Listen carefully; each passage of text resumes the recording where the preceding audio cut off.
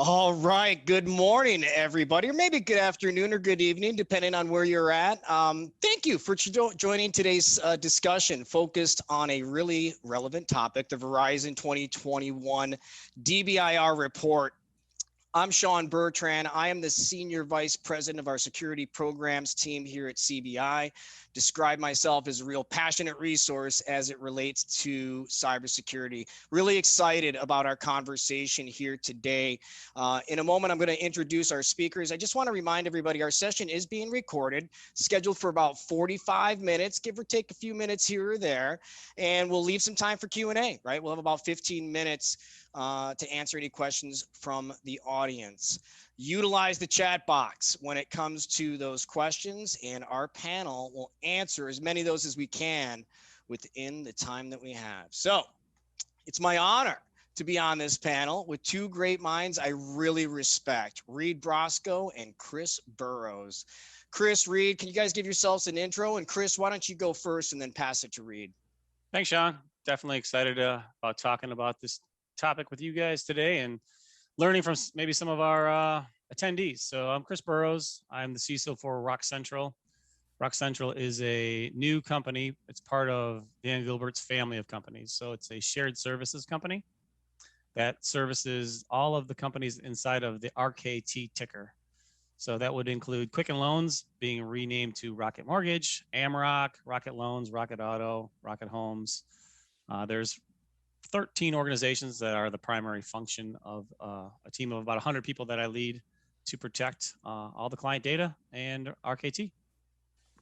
My name's Reid Brosko. Been with CBI for, a little over 12 years now. Worked with Shaun almost exclusively building the red team out. And now I'm one of the managers within the advanced testing service team and run a team of pen testers underneath me. I come from a DoD background and have worked in everything from automotive, manufacturing, and DoD environments, and love doing what I do. Cool stuff. Thanks to both of you. We're going to segue into our agenda here. Listen, we got a lot to talk about today, all right? I think the Verizon DBIR is one of the most well-respected threat intelligence reports out there. I love it for so many reasons. It's great data. It's funny. I don't know if everybody feels it. They got a little humor mixed in there. We may try to sprinkle some of that humor into this presentation as well. I may fail miserably there, but we'll see. More importantly, it really provides laser-like precision in regards to identifying the things that we need to take action on.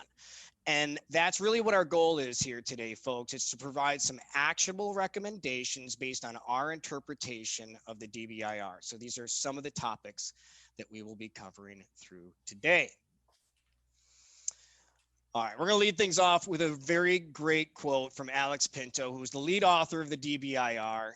So whilst organizations should prepare to deal with exceptional circumstances, the foundation of their defenses should be built on strong fundamentals, addressing and mitigating the threats most pertinent to them. For me, this quote speaks volumes. The majority of the threats that we're facing can be dealt with more effectively by focusing on fundamentals. And I think this quote also emphasizes what we've been saying for a while. Threat modeling will help you better understand the threat most pertinent to you and allow you to deal with it more efficiently and more effectively. Chris, when I think about fundamentals, I think about like defense and establishing kind of a defensible position. Can you talk us through that a little bit? Yeah, definitely. Being a CISO for the third time, definitely you get questions from your internal stakeholders. You get questions from people on the outside, shareholders, and things that you just want to make sure that you're covering the right things. You've got answers to the controls, whether it's a protect control, a detect control, a response and recovery, similar to a playbook. So if you're going on to like a football game, you want to make sure that the special teams understand what they're doing, and they've got the kicker understands their role, the quarterback understands the role, and you've practiced against the opposition that you're going to play. So are you in a position to make sure that you got answers to those questions that you're going to be receiving from the gamut, especially when you're in the spotlight? Have you covered all the bases? So having that defensible position and be able to speak to it goes a long way, especially if you're in the elevator with your CEO and they see something on the Wall Street Journal or something in the Washington Post to say, oh, this just happened to SolarWinds. Do we have SolarWinds is a question actually I got from our CEO when that popped up. So I was in a position to say, yes, we do. And we're patched and we're in good shape. So having that defensible position ready as a leader of your organization is critical to gain the trust and the buy-in. Great stuff. Also reminds me of the stories I've heard of Steve Jobs in the elevator scenario. If you've ever heard of those, like people feared getting in that elevator with Steve, right? You better have your stuff together. I think that's the underlying approach here. All right, let's talk about some of these key DBIR findings. At a high level, the report resulted from analysis of roughly 80,000 incidents, and of which about 30,000 were deemed to be high quality incidents, and about 5,200 were confirmed data breaches from 88 countries around the world.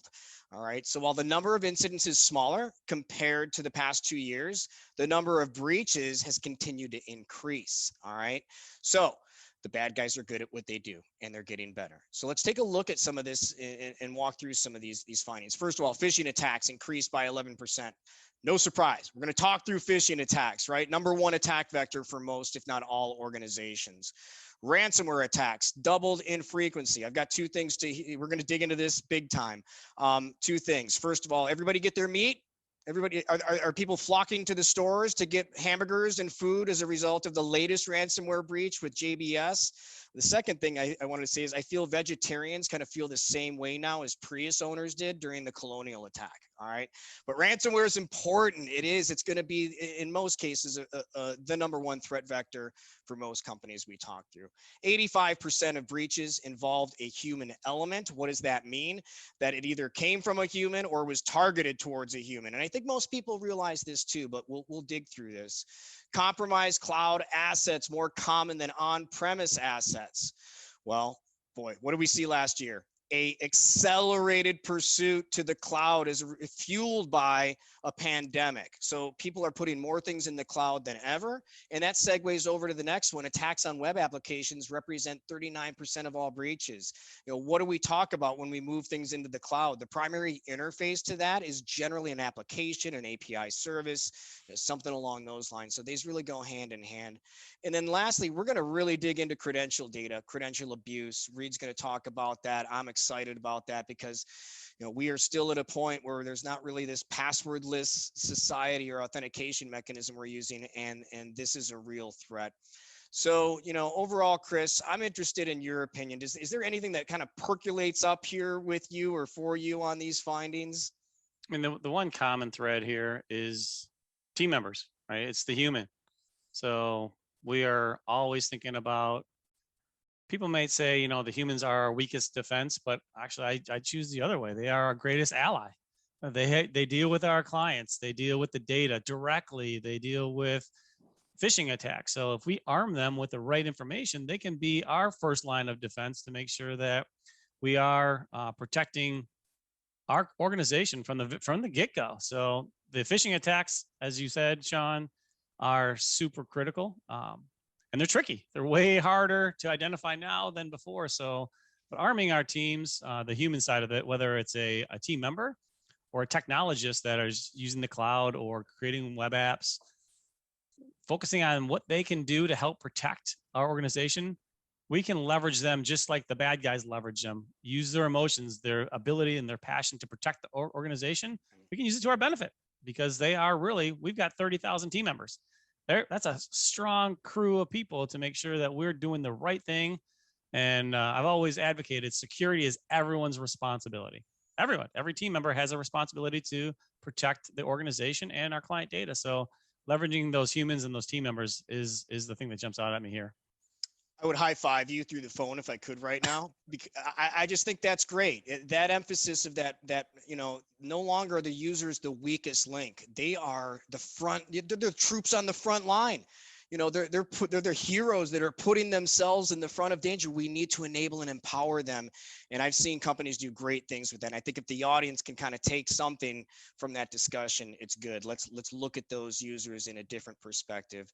Not to get to solutions yet, but I'll tell you one cool thing that we're doing is we've got this champions program. So we've got 130 people in the organization that are in the businesses that are super passionate about security, and they take our message. We meet monthly. They take the message and then go percolate it through their own teams. So we have an awareness team of 5, but we also have this champions program that is going to push the message and then teach us what's actually going on in the business. So then we can put in new controls, detective, preventive, communications, and to add on top of that, this year we've added a technical champion sub program. So those that are interested in hacking and what's going on, it's so fun to see the team members that are maybe accountants, but really passionate about cyber and doing the right thing and protecting the teams that they're on. It's grown and grown and grown. So I know we get into solutions later, but I'm just super excited about the growth of what's going on in our organization when it comes good. to You got me dealing excited. with team members, right? Awesome. All right, let's move on to breach patterns. All right, let's talk through some of these breach patterns. All right, again, some self-evident material here, but the top 3 patterns we saw were social engineering, web application attacks, and system intrusion. I want to highlight, we're going to dig into these, but basic web application attacks, which is it's a new attack pattern in this year's DBIR, are those with a small number of steps or additional actions after the initial application compromise. I want everybody to lean in here. These attacks typically target open web and web adjacent interfaces. We need to be cognizant of the importance of web application risks. We feel that this is an area that's going to be hit hard moving forward. With everybody putting everything into the cloud, we are increasing our application attack surface significantly, and we're going to get into some of those details moving forward. All right. Next up, let's look a little bit about breach patterns over time. All right, these are kind of cool data elements. Social engineering continues to skyrocket. No surprise there. All right, number 2, we kind of talked through that web app attacks decreased a bit, but I don't want to say a guarantee. Highly likely that we will see an increase significantly as we've seen this fueled, accelerated pursuit to the cloud with everything that we do. System intrusions increased, likely as a result of credential abuse attacks and possibly ransomware. And then one that really stands out to me is the one you can't even see, barely. It's denial of service. Take a look at that denial of service. We're going to talk about denial of service when we get to ransomware, but we expect this category to start trickling up. Why? Because it is a viable attack opportunity for these malicious adversaries, and our defenses are weak here in most organizations right now. So those are some cool patterns that we saw from the report. Shifting over to threat actors and motivations. So some great data here as well too, right? As in past years, financially motivated attacks continue to be the most common. So when you look at, some of these different figures, we're going to break this stuff up. But likewise, actors categorized as organized crime continue to be number 1. So you can build out, you can see that in figure 16. When we talk about organized crime units, we're talking about essentially any entity that wants to make money from these attacks. Okay. Yes, the typical kind of mafia mentality comes to mind when you think organized crime. But I want you to know we're talking about, enterprise level organizations with a great deal of sophistication. We're talking about advanced hacking groups with millions of dollars to support their operations. These are highly organized and highly motivated groups. And if you look at figure 15, we can also see a small decrease in espionage related attacks. Thank you for building that out. Why is that? It could be related to ransomware and those threat actors that are using the data leak methodology as a substitute for espionage related attacks. A little speculation there. The human element. All right, we're gonna talk collaboratively on this slide, but we know, and we just touched upon the fact that phishing remains popular, right? The method of attack was up from 25% of attacks in 2019 to 36% in 2020. In addition, the DBIR found that the human element was present in a huge 85% of breaches. All right, now that shouldn't be a huge surprise. We got misconfiguration of cloud services, has a human at the source of the compromise, and clicking on phishing emails likewise is also human oriented. All right, so one thing I want to talk about, and one thing that was really like a fascinating insight from the DBIR this year, is a study of about 1,100 people who received a real and simulated phishing attack. None of them clicked the simulated phish, but about 3% click the real phishing email. What does that tell us? It shows us that the simulations need to improve to the level of the real adversary attacks that we're seeing, right? Furthermore, organizations need to double down on their efforts to evolve security training from a once a year, twice a year kind of tick the box, check the box exercise, CBT based training, to a more comprehensive and holistic program that is cyclical, and it changes the user behavior, and it builds more awareness and for lack of a better term, a security positive culture. So Chris, you want to talk about this a little bit and how you address what you're doing with the human element in phishing? Yeah, definitely. Besides the technical controls that we're always looking to add in on the human side, we conduct phishing exercises every month. So, and those are the heartstring kind of exercises, the ones that are, if you don't want to return to work, click this link and you can put it on the list. I mean, that's a very emotional topic these days for some team members. So PTO, return to work, bonus points, things of that nature. So we're pretty sneaky now from an intro perspective, and we watch who's doing what, which teams are clicking more and having those conversations. And if you're a repeat clicker on these fishes, you get opted in to special training, because therefore you don't really understand what's going on, or you understand the impact of a click. We've got 30,000 opportunities for people to click 24 hours a day, whether it's on their phone, whether it's on their computer.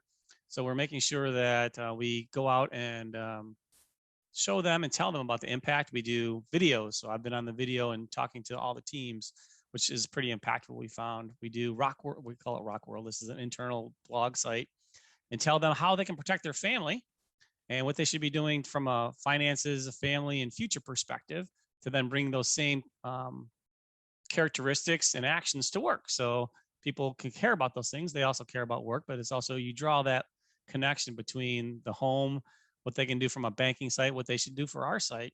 We've also have a click button. So if you realize it's a fish, you click a button, it automatically tells you this is a known fish, and thank you for reporting it. And now you're put into the drawing, and we recognize those that report phishing attempts first. And it's under 20 seconds. It's fantastic. And that person that gets the #1 phishing reporting gets an award. So we may give them like $100 gift card or whatever the story is, but they get recognized. They get put in the next monthly letter out to everybody to say, Bob Jones or, Ann Smith reported this fish. Thank you. And we tell them why it's so important. We tell them your report could have saved 30,000 other team members from being really phished from a organized crime perspective. So we always tell them the why things are happening and what they can do about it. And then we're also going out and talking to the teams directly. We have our operational team, which is made up of over 7,000 people. So they have a monthly call. Someone on the team last month went and talked to them about how when they deal with the customers, what they should be looking for when they get certain emails, what should they do? So very targeted training to the teams and the kind of data and the kind of emails that they may receive. So it's very focused on the team members. It's a monthly thing that we do. So it's very, very targeted. Then we also have the broad program. As you onboard, we have a security person on our team. Go do Jumpstart, it's called. So we talk for like 30 minutes about the impact, the team, the focus, what we should be concerned about, where, as a team member, what you can do about it. So it's very, very hands-on for the human element, both sides of the house, from a protection standpoint and then from a reactive standpoint. So great stuff. That is a fantastic program. A couple things stood out for me. First of all, the relation to enabling your employees through personal and professional oriented curriculums, right? Let's talk about how you can protect your family. Let's talk about how you can protect your home network. That provides value to the employees. They're going to lean in. And that also, as you mentioned, those are going to be applicable in the workplace in some way, shape, or form. You're building that culture, which is awesome. The other thing that stood out there, Chris, was the positive reinforcement. I mean, that is just such a great opportunity for organizations to really move their maturity and culture ball down the field. I've seen other companies leverage kind of a point-based system where, after you, similar to your raffle, and after you accrue so many points, you could buy some corporate swag, or you could, get free PTO days. There are great opportunities to really change the way that we address this. And I think you covered a lot of them. All right, let's move on to drum roll, please. Anybody? Okay. Ransomware. All right. What can we say about ransomware? First of all, if there was a drinking game where you said the word ransomware, we wouldn't last an hour, right? This is a pandemic-oriented kind of attack here. It's unprecedented. Ransomware loomed large and doubled its frequency from 2019 to 20. All right. And this may have less to do with the changes in working arrangements than it does the shift in tactics of the actors who kind of named and shamed their victims. What we have is much like every, I've been in the business a long time, 25 years. It has been an evolution all along, right? But the evolution in ransomware has been accelerated. What you saw is the single extortion-based layer where encrypt your files, pay me the ransom, right? All right. Well, now we're talking double-level extortion, right? All right, you don't want to pay the ransom? Well, we're going to post all the most sensitive and critical data in the files we compromised on the public internet for everybody to see.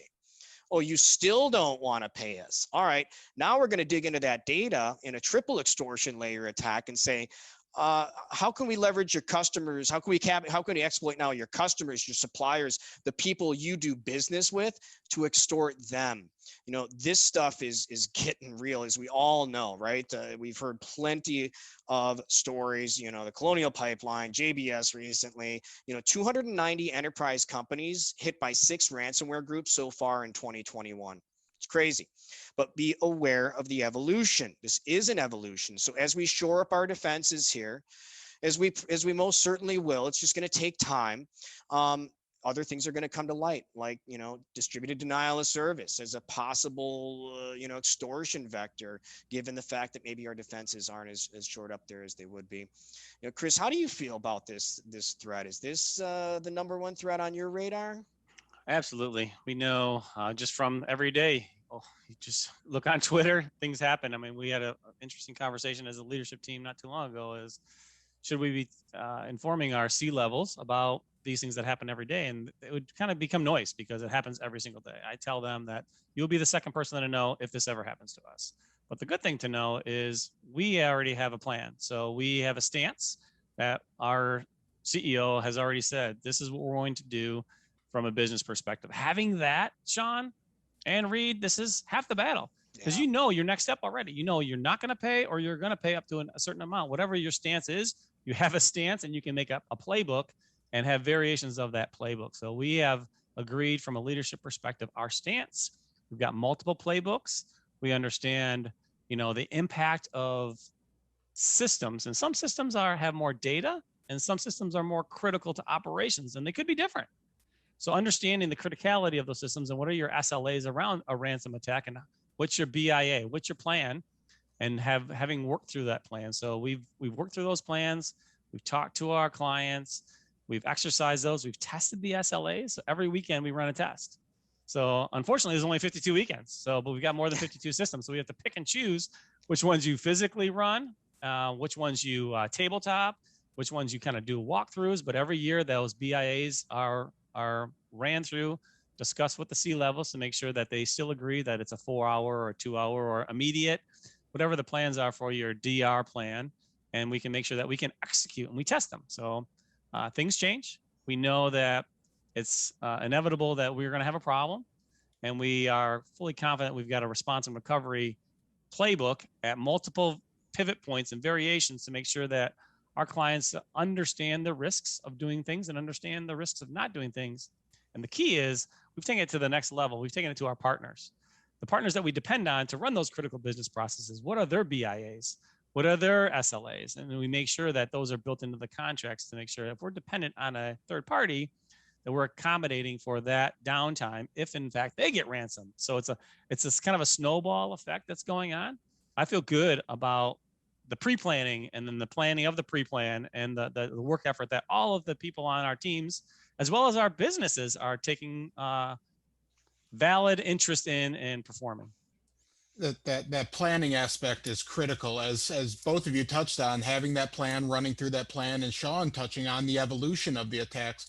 We're already seeing the evolution into areas of SCADA attacks. Rather than going after the data, you're going after critical aspects of environmental, of boilers, of conveyor belts, and things like that, where they're holding it hostage. They're holding the environment hostage of being able to produce things. So having that plan in place for not only the data, but what can be done within the environment is critical to being able to rebound from some of these attacks.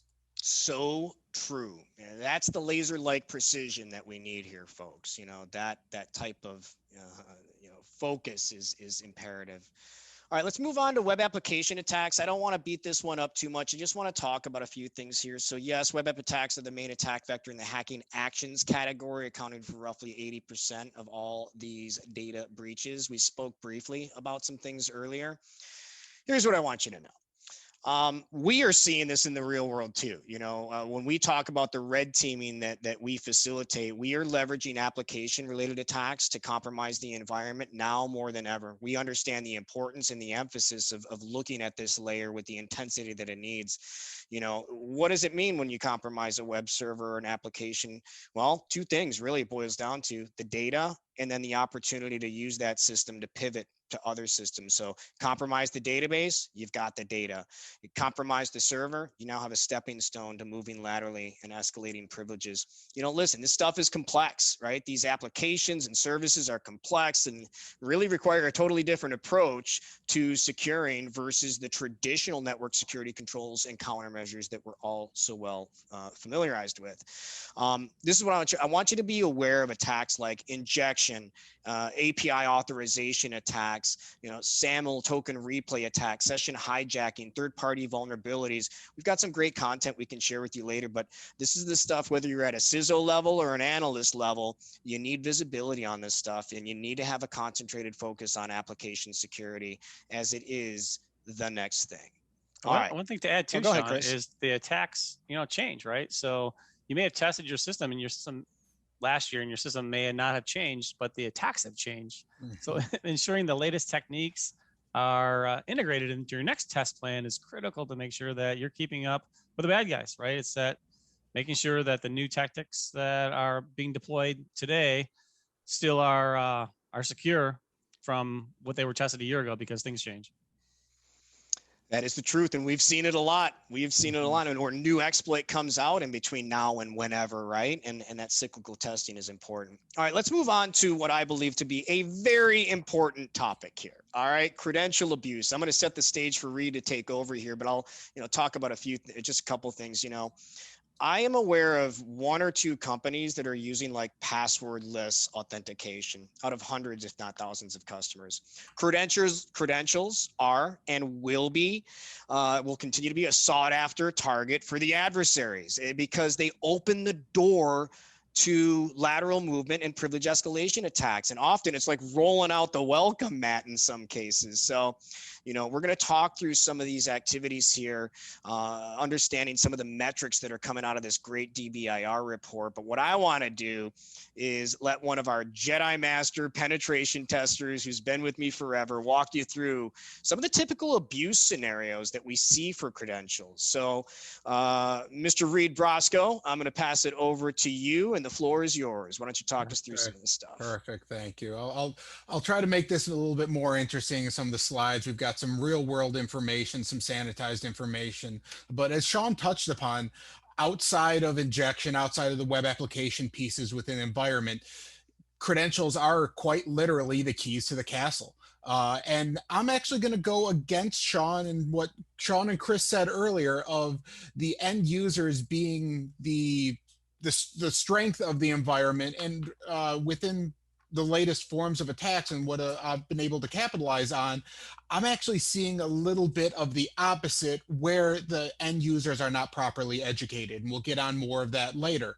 But as you can see within this, one of the biggest things that we're seeing with credentials is the use of personal credentials. So someone utilizing a company password or a company account for their Spotify, for their LinkedIn, for their Facebook, for whatever, or for their Adobe accounts and things like that. And when those breach data dumps hit, and Adobe gets hacked, Twitter gets hacked, whatever, and that information gets put out onto the dark web or onto the paste bins or wherever you want to grab that data from, now you've got a credential for a corporate account that may have access to email, may have access to VPN, may have access to intranet portals and things like that out in the public. And this is where we're going to transition into the next slide of starting to getting into some stuff of credential stuffing.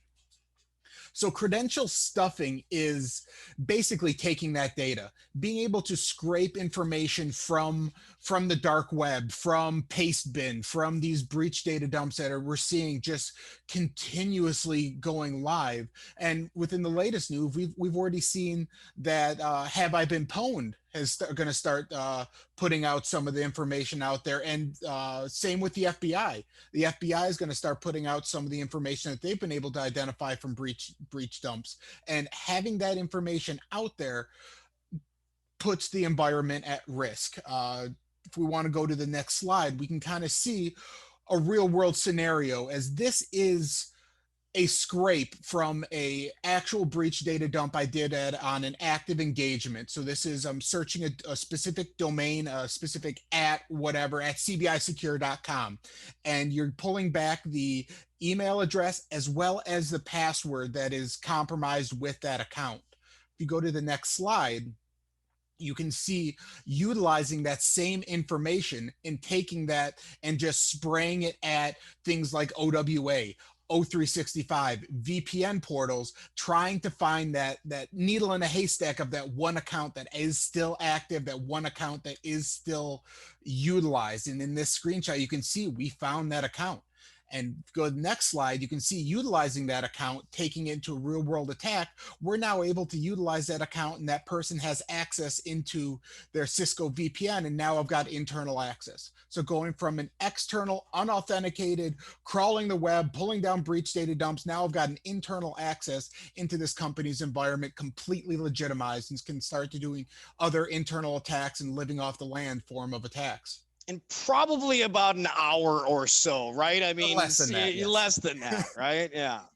So if we want to go on to outside of credential stuffing, so if we can start protecting that information and educating the users of what not to use it for, things outside the corporate environment, we start getting to the other forms of credential abuse. And one of the big ones we want to touch on is credential spraying or password spraying. Password spraying is the complete opposite of brute force. We've seen a large scale increase in the amount of password spraying attacks that we've seen over the years, mainly because of the success of it on large corporations, from threat actors and from other people that are looking to gain access to environments. Password spraying is basically taking a single password and spraying it across tens of thousands, hundreds of thousands of accounts, utilizing things like O365 VPN portal. So we're not doing a brute force where we're taking hundreds of passwords against a single account, where that can start lighting up some red flags, lock out accounts and things like that, and tip the hand to the environment of something going on in the environment. We're now taking single passwords and spraying it across any email address, login account, anything like that we can identify. And there's multiple different caveats of this, of being able to take things like O365 user enumeration and taking open source information like the census data. If I can go onto the internet and I can scrape your domain and say, all right, is it first name dot last name, first name last name, first initial last name, first whatever it might be, I can take the census data and I can make my own 2.6 million line file of every single username or first name, last name, A through Z with every single last name file. And I can spray it at O365 with open source tools, and utilizing utilizing timing attacks, I can actually start building valid lists of saying, all right, this is not valid, this is valid, and can actually build out a list from no information. Once we have that information, I can now start throwing out passwords. My favorite across the board are seasons and year. I can probably 95% of the environments I step into and can compromise, I will find spring, summer, winter, fall with the year, with an exclamation point, without an exclamation point, 2-digit year, 4-digit year, whatever it might be. My favorite password almost always works, but the other one you can go after is company names. The company name with 20 the year on it, or with 1234 or exclamation point or things like that.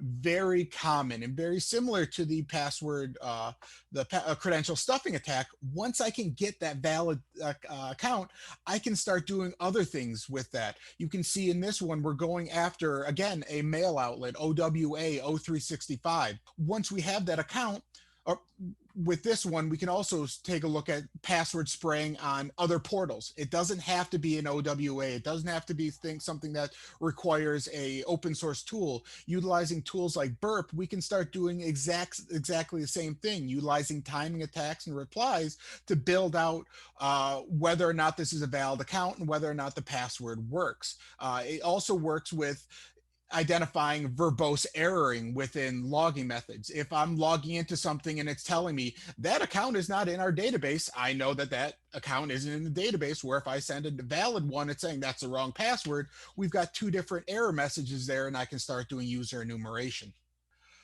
We can see once we get that foothold into the environment, we can start doing other things, going after the Azure environment and dumping the GAL. And now I've got a valid list of every single user or username, unique usernames, email addresses, and I can just repeat this process with this valid list and identify other accounts within the environment. And with that, again, sometimes you get lucky, sometimes you don't. You can then turn around and step into access onto VPNs and go from an unauthenticated access to now I've got an internal beacon into the environment to start doing follow-on attacks, lateral movement, privilege escalation, and things like that.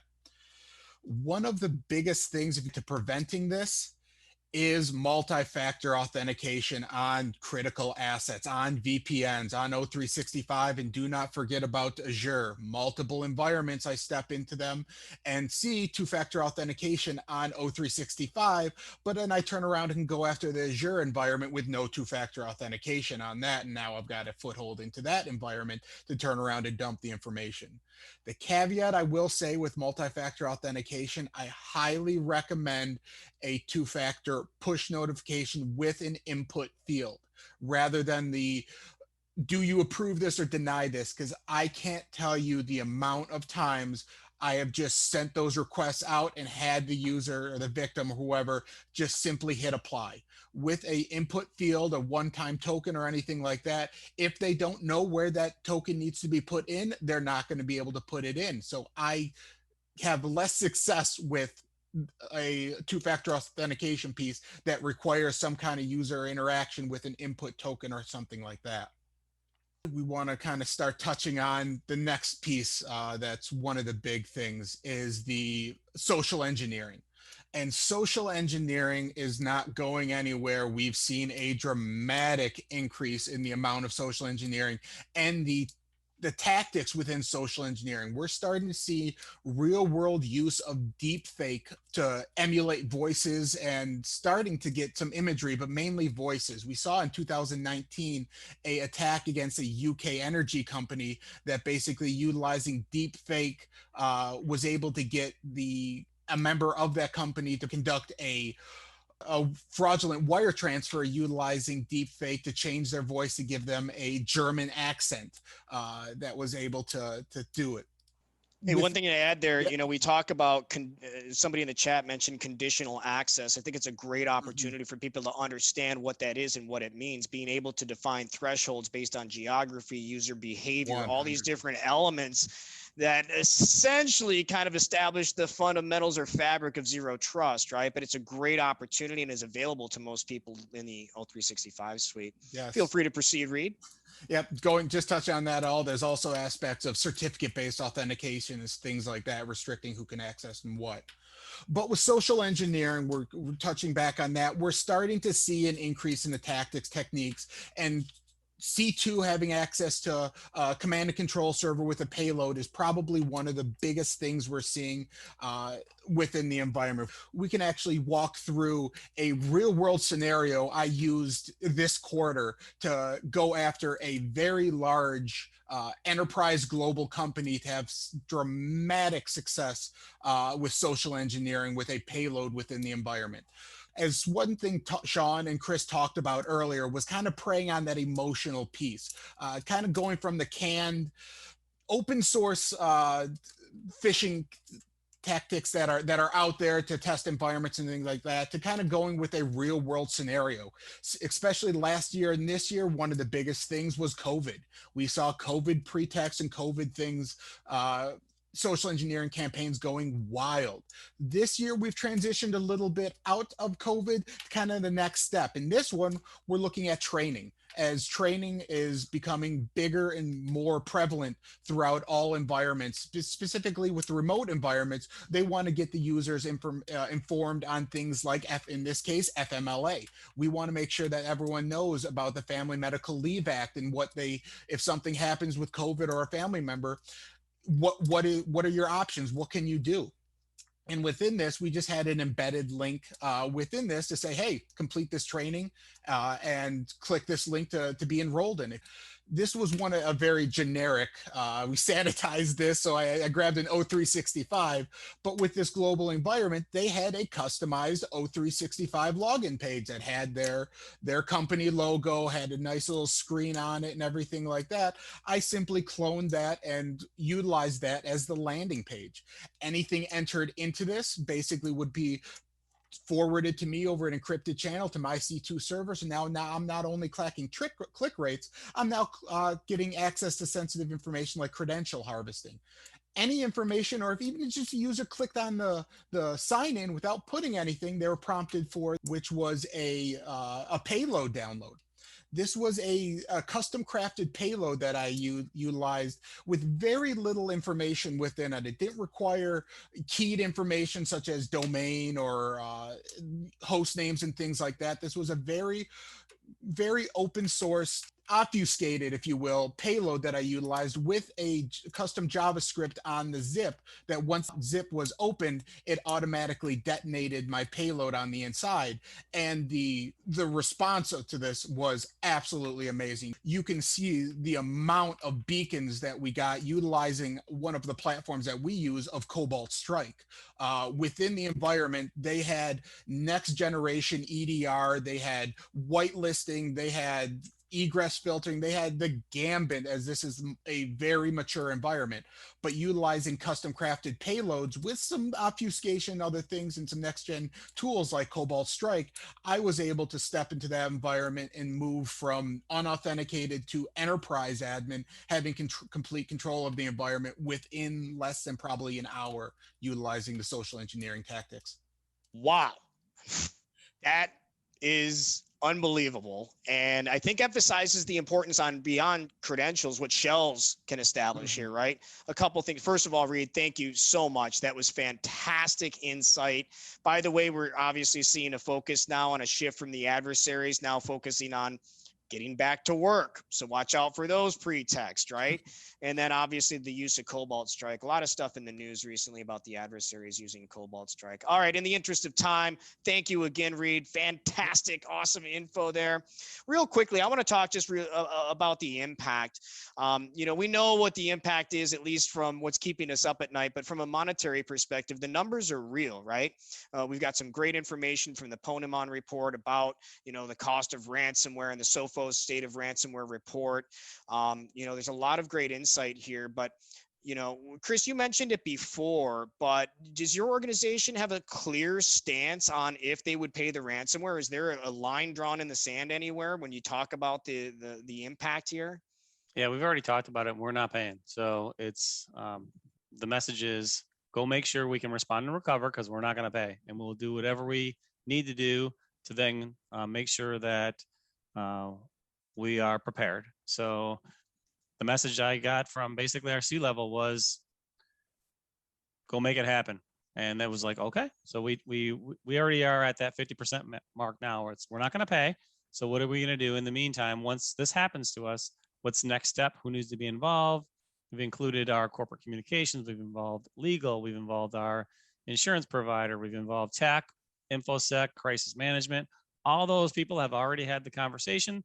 We're already on the same page, and we talked about that years ago. So it's good to know that the level setting has been there, and that we can then the technologists and the response and recover people can be prepared to say, I don't need to wait for this team to decide one way or the other. It's already been decided. So it makes me feel better to say, all right, again, going back to those playbooks. Here we go. This happened.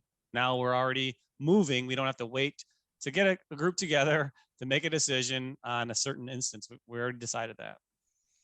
Great input as well. Speaking of playbooks, let's give the audience here a little bit of a playbook on strategy and recommendations. So, when we talk about these items, what I want to do is hand it over to Chris and walk through some of these topics here, and then we'll segue into some more kind of tactical discussions. But Chris, feel free to take over and walk us through some of these recommendations if you'd be so kind.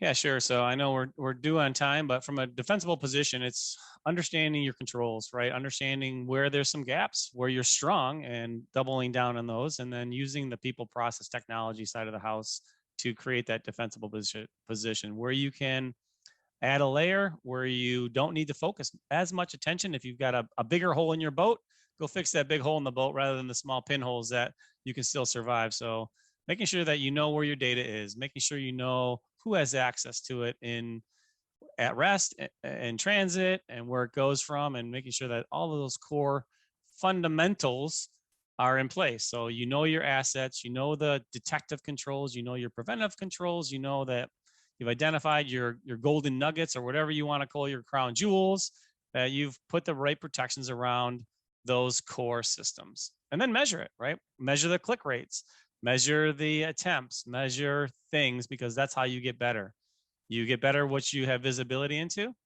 People tend to want to do the right thing, but without getting that visibility, you don't know. One of the things that we adopted recently is the NIST framework. So we said, yes, we're doing great stuff, but how do we measure up to others, especially when we're having partnership conversations? We deal with some big time financial companies, and we want to make sure that we can have a conversation with the Morgan Stanleys or the Schwabs and say, well, we adopted the NIST CSF framework.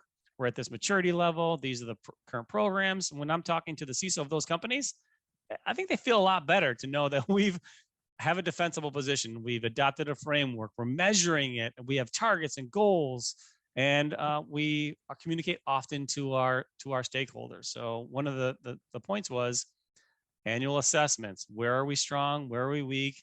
Our leaders ask us every meeting is, where can they help? So when the CFO says, what can I do to help you in this organization? Well, we tell them, well, this is where we need some help from you. And we go together through the journey. So it's building the position, focusing on your assets, kind of like the CIS 20, which was, I think now it's 18 compared to the new rev. Yep. But measuring it, right? And measuring it often, and then remeasuring it. So we have an annual plan to remeasure the NIST CSF across all of the RKT companies, and we're already on phase 2.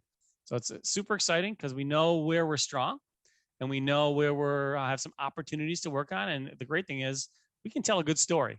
We can tell a story of, this is where we were in January. This is where we are in April. You are getting the value out of your program, and this is where we need to take it to the next level. So it aligns with the stakeholders. Yeah. Our leadership team knows that it's not perfect, but you're never going to get to perfect. You can, you strive for perfection, you get excellence. So I think one of the athletes had coined that, or one of the coaches, and that's our philosophy: is be better tomorrow than we are today, and we are in a defensible position, right? We've covered all the buckets, but then there's also key points to do. Your team can only do so much. The technology can only do so much. Not everything can be canned, and then you have to get to your manual testing, and that's the fun part where you come in, Shaun. You and your team, you come in and you're like, okay, this is how I can get around these things. So I'll kick it back to you from the manual testing side of the house. Oh, thanks, Chris. Great content. We've seen firsthand the benefits of a well-orchestrated testing and assessment program. It can dramatically reduce that attack surface. It's a proven methodology, albeit it's not your silver bullet, as Chris mentioned. You got a lot of things to do, but when we look at the enforcement of the human element here, it's important to keep that in mind. All right, in the interest of time, let's move to the actionable recommendations and then shift over to Q&A, because there are a million questions that have come in, and we're going to try to do our best to get as through many of those as we can. I'm just going to talk at a high level. When we talk about actionable recommendations, it's the interpretation of the DBIR that has allowed us to position some of these things accordingly. Password minimum length. Get those passwords 12, 16 characters. I know it's so hard, but minimum length is important. We see the minimum of 8 no longer being acceptable. It can do wonders, even if you complement it with a really well-defined MFA strategy. Talked about test response and recovery. We walked through the implementation of multi-factor. Listen, I'll tell you one thing. When my family and friends come to me and say, what's the one thing I can do to make sure I'm more protected? MFA. I don't say an MFA. Two-factor authentication. Now, let me explain what that is, but that's it. There's so much benefit from this, but make sure you're covered holistically and you've got things really well established at the perimeter. Number 4, operationalizing threat intel. That's what we're doing here today, folks. We're taking meaningful data and turning it into actionable results that we can then better position ourselves against these viable attack opportunities. Securing remote access as a result of, the ransomware issues that we're seeing.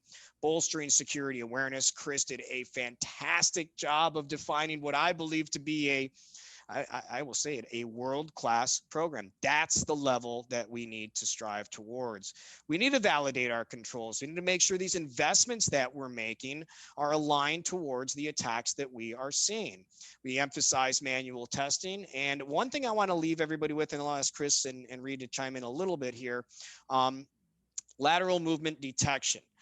When we see things like a ransomware attack, it is a very prescriptive, almost opportunistic type attack. What I mean by that is these guys do the same darn thing almost every single time. Initial access through phishing or through some external critical vulnerability. But once they get inside, it's all about lateral movement. In most cases, they have to move laterally. Generally, they're not just going to be given a domain admin level access, right? So when you look at being able to define and understand that they're going to look at cache credential attacks, weaknesses in local administrator, rights and permissions, that's the kind of intensity that you need, and will give you a step up against these bad guys. Chris, Reid, anything stand out that you guys want to quickly talk about on that? Nope. That biggest piece I can touch on just with a few sentences, that security awareness. I made the comment earlier of the end users being the weakest point. That's with an uneducated end user. Having that security awareness training on onboarding, on annual, and whatever it might be, as Chris touched on, really makes them a hardened target and makes them your first line of defense. On my side, Shaun, I would add in threat intel. I mean, you can pay for it, you can get free sources, but that's the latest and the greatest. Although people use old attacks, they're going to use the newest features to try to get in as fast. It's a low cost of entry for this market, right? High dollar return, low cost entry. So use the threat intel to then validate your controls. And then once you know that they're going to get in, because they're going to get in, make sure you can respond and recover. So those are the 3 points that stick out to me is what's the latest and greatest threats? Because you've already covered the fundamentals, which you talked about earlier in the slide. Validate your controls. Make sure that the stuff you're putting in the cloud is secure. And then if it's found not to be secure, what are you going to do about it? So those 3 things are the big hitters on this slide for me. Fantastic insight from both of you. Let's move into Q&A. Holy cow, some great questions here. It's going to be hard to prioritize, but I'm going to throw a few out here, all right, as I've been looking through the chat channel as we've been going through here. Here's a question. What is your opinion on the newer idea that click rate is a bad metric and it's the responsibility of security to protect end users against the phishing threat in the first place? Well, again, I'll always state security is everyone's responsibility. Although security is a small team compared to the large organization. So I'd hedge on the side of majority of team member engagement from the click rate. Yes, we can put controls in place, but humans find ways around controls. So let them own the responsibility and teach them the why, right? If you teach them how to do things the right way, you could teach them 3 core things and that could save your security team thousands of hours of work. So I don't buy into it's security's responsibility. We are the educators. We are the centers of excellence, the ones that can bring to them the new threat intel, which they should be advised of. But it's ultimately the responsibility of every single person. And it's scale. You can scale with every single person. It's hard to scale with your security team, whether there's 5 or 50 or 500. Yeah, being the white hat side of this, we're always going to be more reactive to the black hat side. They're the ones that are innovating the next attack, the next bypasses and things like that, that we have to turn around and respond to.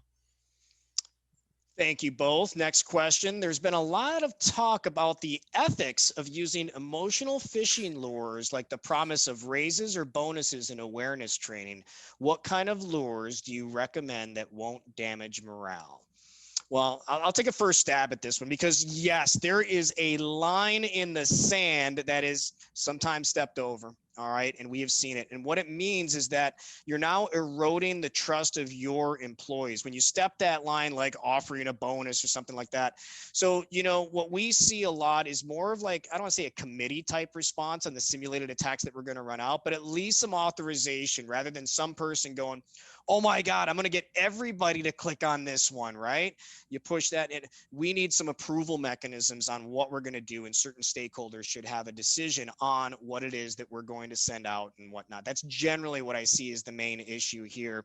There's a lot of things that you can still do to produce a valuable, you know, emulated risk scenario with phishing without crossing that line. But yeah, you can say some really mean, nasty things to get people to click on things. It works. I will tell you too that we've received some nasty grams from some team members. Have like, you? why are you doing this? This is a waste of time. And I'm like, well, actually, it's not a waste of time because if you click onto a link, we have repositories with hundreds of thousands of social security numbers. The impact to our company is $600 million if you click onto the wrong link. So that being said, training is important to make sure that the RKT brand and our client data stays safe. So I understand the ethics side, but also understand the impact that one team member, as you guys know on the call, could have and impact the entire organization. Just takes one.